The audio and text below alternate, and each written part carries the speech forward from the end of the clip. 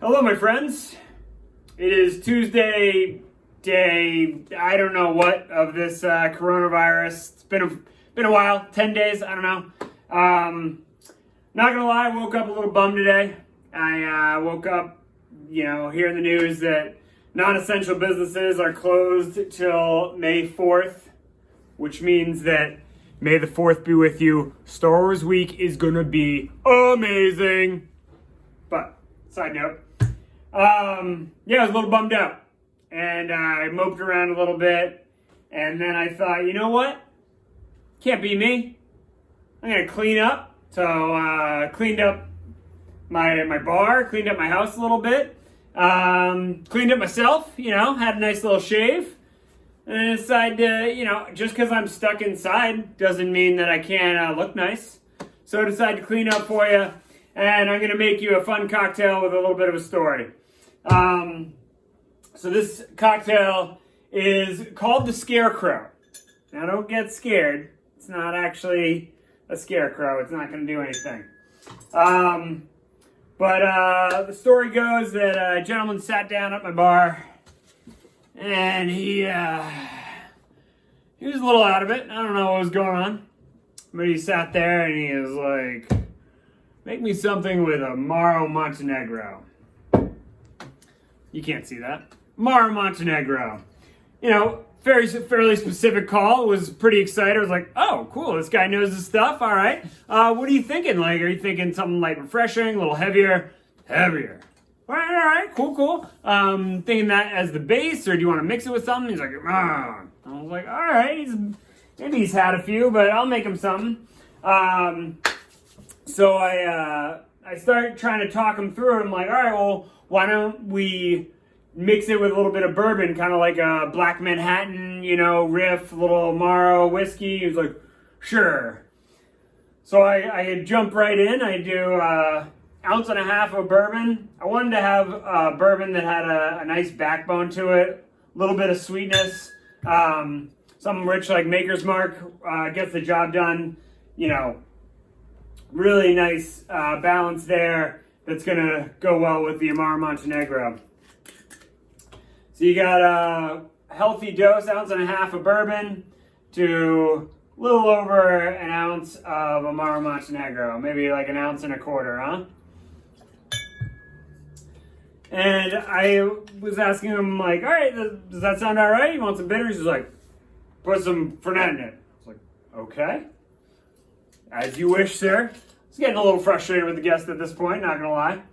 But a quarter ounce of Fernet Branca. For those of you not familiar, this is like, I don't know, bartender's handshake. We all pretend to love the stuff, even though some of us do, some of us don't. It's super bitter, but it actually settles the stomach like nothing else.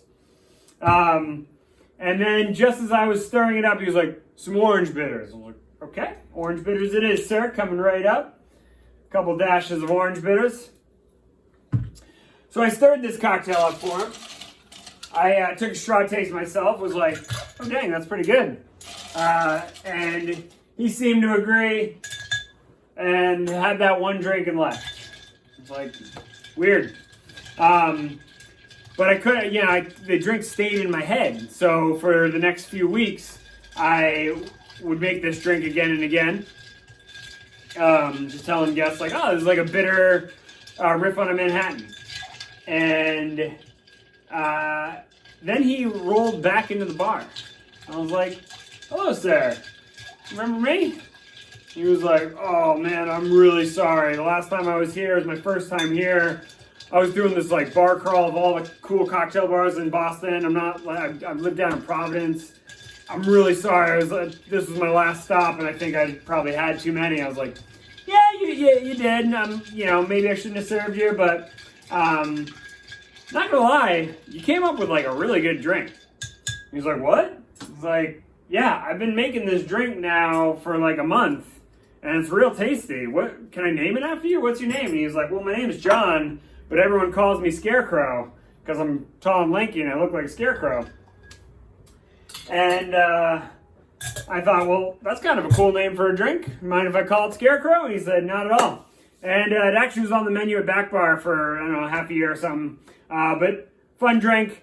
Definitely not for everyone. It's more on the bitter side of things, but it really kind of hits the spot at like a nice digestive after dinner. It is the afternoon, so I'm having it as an aperitif, I suppose. But either way, you know, no big deal.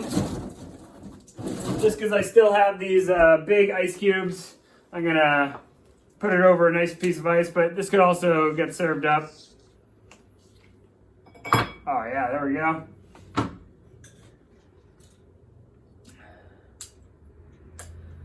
So guys, what I want to say here is, yeah, times are tough, times are weird, no idea what's going to happen tomorrow or the next day, but doesn't mean you can't put a smile on your face, clean up a little bit if you want, and just enjoy the small things, you know? So here's a little bittersweet cocktail for you, the Scarecrow. Cheers, guys. Oh, dang.